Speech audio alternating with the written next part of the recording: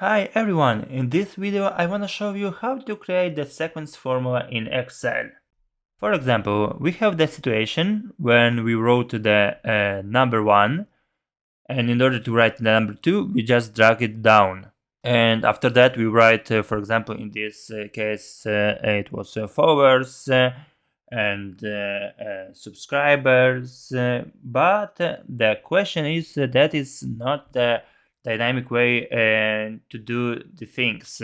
So for this reason I wrote the formula that help us to solve this type of situations. So let's go.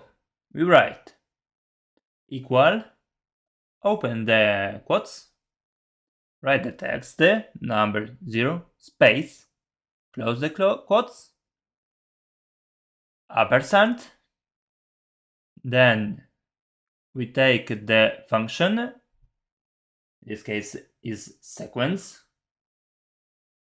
After that we write counta and we select the columns where we want to write the text,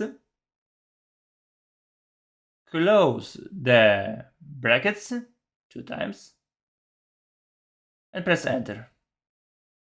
As a result, we got our formula. Let's write our text. For example, in this case, followers. And as you can see, there is number 4. We write also subscribers. And in dynamic way, it assigns the number. So guys, if you enjoyed this video, just put your like and subscribe.